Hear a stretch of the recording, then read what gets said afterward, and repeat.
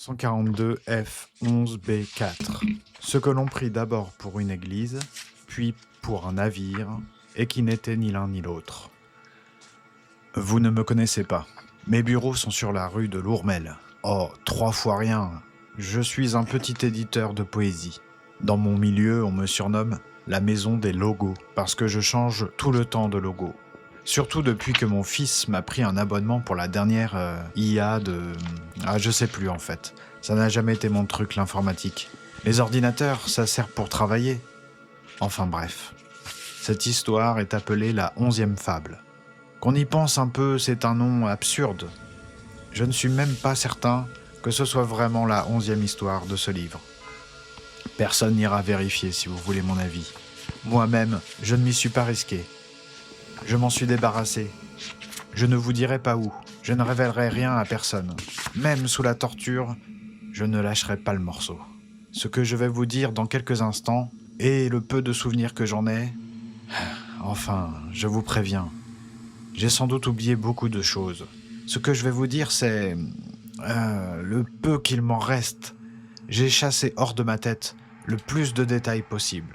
Vous pouvez encore arrêter. J'ai eu vent des 142 fables chez un antiquaire il y a une quinzaine d'années environ. J'étais jeune diplômé et par le hasard de ma naissance, je n'ai pas eu besoin de travailler. Donc, par amour des livres, j'ai ouvert une maison d'édition dans le quartier. Enfin, chez moi. J'ai dépensé beaucoup pour retrouver ces fables. Et cela m'a pris 8 années, je crois. Et bien mal m'en a pris. Quelqu'un m'avait prévenu. Et ce quelqu'un m'a dit qu'il m'avait prévenu. En effet, lorsque je lui ai raconté ce que je vais vous raconter. Le livre veut rester caché. Alors cette histoire est un avertissement. Ainsi encore, il y a une fable dans une fable. Le texte de la 11e commençait d'une très étrange façon. Les premières lignes étaient consacrées à une description de ce que je pensais d'abord être une église, puis un navire. Peut-être avais-je même songé que je devinais mal l'époque, car on dit que l'ouvrage renferme des textes du passé comme des textes à venir. Si bien que certains ont lu un conte médiéval, quand d'autres ont lu des histoires de vaisseaux spatiaux et de lointains futurs. En outre, le début de la fable me perdait, et tandis que j'en poursuivais la lecture, sautant au-devant des mots, il me sembla que le texte était en train de s'assembler pour moi. Je ne le voyais pas distinctement devant mes yeux, bien sûr, mais j'avais beau sauter des lignes, même tourner une page, puis revenir en arrière de remords, je n'avançais pas dans le récit. Incapable de changer la destinée de ma lecture, j'en ralentissais le rythme, et mes yeux parcoururent le texte plus lentement. Je cessais de le survoler pour le découvrir. Je ne sautais plus aucun mot. Au contraire, je prêtais bien attention à chacun, aux mots et aux groupes de mots, aux antithèses, aux oxymores, aux paradoxes, aux flots de la langue de l'auteur, de sorte que je voyais la page comme une mer, un passage roulé comme une partie liquide sur la page. La forme du texte exprimait quelque chose. Il a photographié quelques pages. Où suis-je maintenant ? À l'abri. À l'abri, je suis rentré chez moi ce matin de Charles de Gaulle. Je suis bien content d'avoir laissé cette histoire derrière moi. Je ne savais plus où me mettre. L'antiquaire savait. Il savait tout. Il ne m'a pas tout dit. Il faudrait que je lui en touche 2 mots, de vive voix. En tout cas, un jour peut-être, pas maintenant. L'ouvrage était exactement où il avait dit. Ça a été si facile d'abord, mais ça ne s'est pas passé comme prévu. Il voulait éditer le livre dans sa maison d'édition. Je suis resté là-bas une dizaine de jours, mais ça m'a semblé plusieurs mois, une éternité, et pourtant, qu'ai-je lu ? Je vous l'ai dit, ce n'est pas un livre qu'on consulte comme il nous plaît. J'en ai lu moins que la moitié, et déjà j'avais mal à la tête. Quel cauchemar ! Une église, puis un bateau, la tempête, l'enfant abandonné sur le rocher. Il ment. Il a lu la fable en entier. Non, je me suis arrêté à temps. Je tiens trop à ma vie, ma maison d'édition. C'est toute mon œuvre. J'ai d'abord rencontré, comment s'appelait-il déjà, un jeune qui écrivait divinement bien, et puis nous nous sommes brouillés. C'était il y a des années maintenant. J'ai édité le roman qu'il venait d'écrire. Nous avons travaillé à le rendre plus publiable. Depuis, il n'a plus rien écrit. Enfin, il a écrit quelques textes. Très beaux, mais je dois publier ma femme. Et des choses qui se vendent plus, voyez-vous. Non, je me suis arrêté bien avant la fin. Il ne sait pas que vous l'écoutez. Ma femme écrivait des histoires pour enfants. Pour filles, a-t-elle dit. On en a imprimé des milliers de ces histoires illustrées, avec, c'était comment déjà, Fredouillette ou Bredouillette, je sais même plus. Mais ce jeune écrivain, il me méprisait, je le vois bien. Je l'ai su dès que je lui ai dit comment j'avais rencontré ma femme. Les auteurs, toujours à prendre les autres de haut. Surtout leur éditeur. Je voulais éditer quelque chose de grandiose pour faire plaisir à mes enfants et à ma femme. Pas un petit écrivaillon de Paris qui pète plus haut que son cul. Un truc qui en aurait vraiment valu la peine. On aurait fait ça bien, encore mieux qu'avec la fée Girouette. Il avait déjà choisi la typographie. L'enfant abandonné sur le rocher et la mère qui n'attendait que lui. J'en ai entendu parler la première fois à une soirée, dans le 3e arrondissement. Je me suis trompé tout à l'heure. Chez des amis, plus ou moins, un couple qui connaît ma femme et la soutient. Le mari disait qu'il avait croisé quelqu'un. Vous voyez le tableau, c'était une piste tiède pour le moins. Mais on lui avait fait le récit d'une fable. Et puis, ça l'avait marqué. Et il s'en souvenait encore. Et il en a montré une photo sur son téléphone. En l'entendant, et en regardant cette photo, je me suis dit qu'il fallait que je voie ça de mes propres yeux.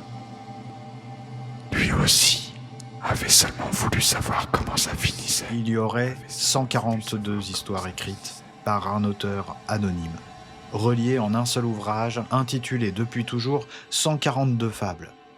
Ce qui est un titre un peu mensonger quand on y pense, car il ne contient pas seulement des fables. Certaines semblent assez connues. Du moins, en trouve-t-on la trace assez facilement. Ainsi, celle du roi trompé et celle du renard et du bosquet. J'ai même découvert qu'il y avait ce texte futuriste du nom de, comment déjà, la traversée des masques. Cela n'a pas été si rapide à découvrir en réalité. Un vieux type, maigre, m'a prévenu avant que je n'entre dans la chapelle. Il ne faut pas lire les histoires les unes après les autres. C'est dangereux, a-t-il dit. C'est peut-être pour cela, me suis-je dit, qu'on ne connaît que les premières fables. J'ai bien vérifié. On ne connaît que les 10 premières. La 10e, c'est l'histoire des infirmières des enfers. C'est la dernière fable que l'on connaisse. Personne n'est jamais allé plus loin. Nul ne sait ce qu'est la 11e fable. Il n'a prévenu personne, pas même son fils. Non, je ne voulais pas. J'ai commencé à en faire le sommaire et puis à récolter quelques détails. Rien de bien méchant. C'est tout à fait normal, c'est mon métier. Hein, qu'est-ce que ça change ? Qu'est-ce que ça pouvait bien leur faire ? Un texte, c'est un texte. Les mots ne sont que des mots, non ? Alors ça nous faisait 4 histoires. Et puis, le jour où j'ai rencontré l'antiquaire, je ne vous dirai pas dans quelle ville, ni dans quel pays. J'en suis navré, secret professionnel. Discrétion des sources oblige. On ne sait jamais. Peut-être êtes-vous du métier ? Ou vous pourriez être un de ces écrivaillons de Paris, plein de mépris pour les éditeurs. Mais je perds le fil de ce que je disais. Ah oui, le jour où j'ai rencontré Alvan, ou Lacan, je ne sais plus son nom. Je l'ai oublié, avec le reste. L'antiquaire. Au début, je croyais qu'il était en possession du livre. Sinon, je n'aurais jamais fait le trajet. Ces 4 heures de vol m'ont exténué. Et puis, qu'est-ce qu'il fait chaud ? En sortant de l'avion, ma première pensée fut « Je suis dans une fournaise ». C'est vrai, j'ai vraiment pensé ça. Qu'il y avait un accident, que le réacteur avait pris feu. Bon diable, comment rester serein dans ces pays où la température est si haute toute l'année ? Enfin, je suis bien rentré à présent. J'aurais dû venir en bateau. La mer, le trajet aurait été plus calme. Un peu comme au début de la fable. Vous l'ai-je dit ? Je ne me souviens guère du début. Quelques lignes. Il y a une église, un navire, un avion, un homme, oui. Là, Larry peut-être. L'antiquaire m'avait dit où se trouvaient les fables. Lui aussi était un genre de collectionneur. Il en savait beaucoup sur ces fables, et sur d'autres ouvrages du genre. Il existe un lieu, enfin, c'est ce qu'on dit, il existe un lieu avec des ouvrages véritablement excentriques, fabuleux, extraordinaires. Imaginez, quand je repense à ma femme et à sa fée Grenouillette, Et à ce sale petit écrivain, lui et son double narcissique, alors, j'ai payé cet antiquaire de malheur pour qu'il vende la mèche. Au début, il ne voulait pas. Je m'étais fait passer pour un amateur. Il m'a traité de menteur. Mais il devait bien savoir tout de même. Je n'allais quand même pas lui dire la vérité non plus. Ce n'était rien d'autre qu'un petit vendeur. À peine un bouquinier. Pas un véritable antiquaire. Voyez-vous, je lui ai proposé de l'argent et il a refusé. Il a fini par me donner quelques noms à force d'insister auprès de lui. J'ai dépensé sans compter pour retrouver l'ouvrage. Un billet d'avion, ce n'est pas donné, voyez-vous. Après ça, je suis allé à la gare. C'est confus, j'en conviens. Ma mémoire est comme passée à la machine à laver. Je ne saurais même pas vous dire quand exactement j'ai trouvé l'ouvrage, ni quand j'ai commencé à le lire. Je ne sais rien de cette fable. Pas la date exacte, en tout cas, pour sûr. Le livre était dans une sorte de chapelle. En tout cas, les murs, le plafond, la porte, le sol, tout était en bois. Ça, je m'en souviens bien. Du bois partout. La lumière pénétrait à peine. Mais le livre, il était là. Comme s'il attendait. Vous verriez l'ouvrage, que dire. C'est à la fois ancien et difficile à dater. Voyez-vous, on n'a pas l'imagination pour ces choses. On croit encore au grimoire, on voudrait voir du parchemin, alors que ces fables sont d'une toute autre nature. Il ne s'est pas débarrassé du livre. Ah, ma pauvre tête. Je délire. Le papier, ça me rappelle quelque chose. Entre la soie et le vinyle. Qu'est-ce que le livre peut renfermer ? Ce n'est pas mon affaire. Moi, je voulais juste le livre, pas le lire. Ce n'est que pour vérifier que j'ai commencé. C'est tout à fait par hasard que j'ai tourné les pages et que mon doigt s'est arrêté sur cette fable. Cela n'avait rien de spectaculaire en apparence. J'en ai vu d'autres. L'an dernier, un éditeur a publié quelque chose. J'enterrai le titre pour ne pas lui faire publicité. Il a joué avec la pagination, les notes, les annotations. Il avait imprimé toutes sortes de symboles dans les marges. Les 142 fables, non. C'est simple, c'est épuré, minimaliste et riche à la fois. C'est juste des pages qu'on tourne, voyez-vous, dans le sens naturel de lecture, sans se soucier d'artifices qu'on aurait mis pour vous piéger.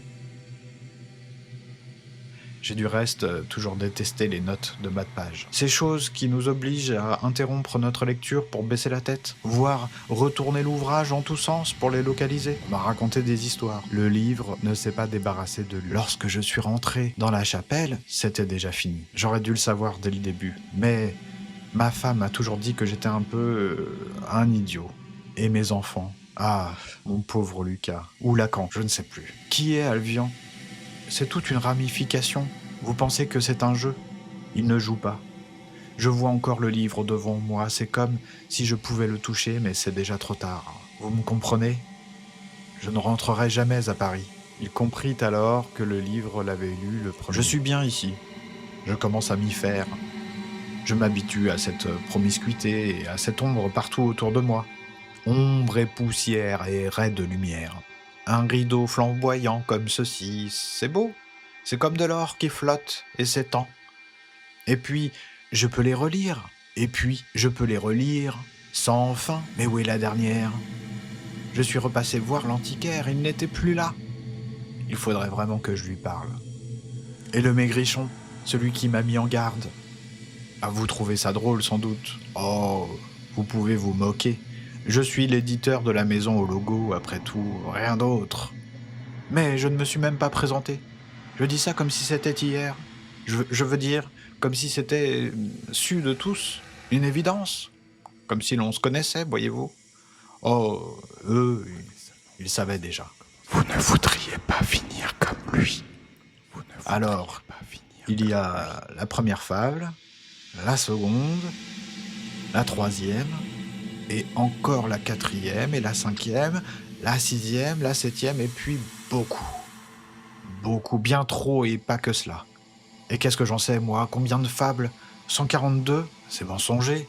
L'antiquaire a dit quelque chose, le maigrichon a dit quelque chose, et lors de la soirée, sur son téléphone, j'ai bien vu. Je suis éditeur, je m'y connais. Ce n'est pas du tout ce qu'on croit si on n'y fait pas plus attention, vous voyez ? Je me suis fait rouler.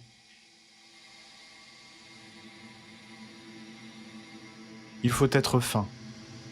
Il faut de ce sens de l'observation qui ne s'apprend pas, mais qui s'acquiert. La plupart des lecteurs se noient en ayant le nez sur le mot. Ils trébuchent sur la ponctuation, glisse aisément, chute en fin de ligne. Mais il faut faire attention. Il convient de prendre son temps. Certains textes ne se lisent pas en diagonale. Cette histoire se mérite, et nous avons bien le temps de méditer sur une seule fable. Avec cet état d'esprit, la lecture devient un plaisir. De bouquineur, on devient lecteur. On lit sans peine les ouvrages les plus abscons.